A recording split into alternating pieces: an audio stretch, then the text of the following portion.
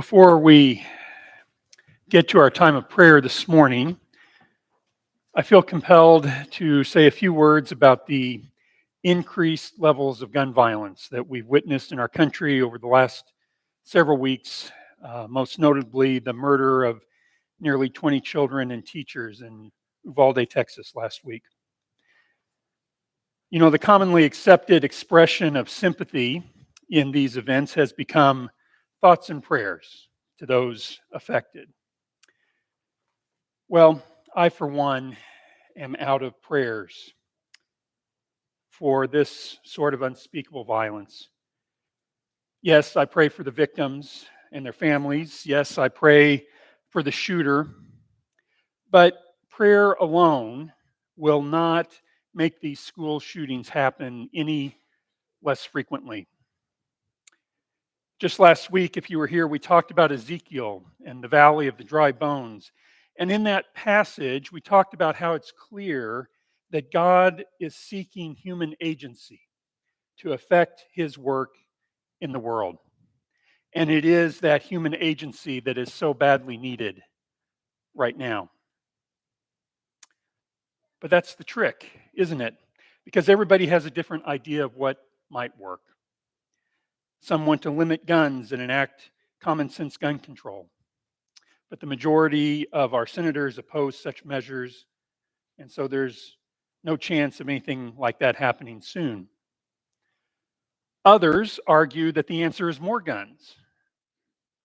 But if that worked by itself, we'd already be the safest country in the world. Still, others claim that this is a mental health crisis. And yes, mental health obviously is at play here. And yes, here in the United States, the availability, the accessibility, and the affordability of mental health care is lacking significantly. But there are people with mental illnesses in every country in the world, and yet we're the only ones who routinely bury school children killed in this fashion. So that's not the entire problem either. The real solution probably lies somewhere in the middle. But in order to find out, we have to try something first. We need to lend our human agency to work for a better world for our children. So I don't care what side of the issue you fall on. Now is the time to act.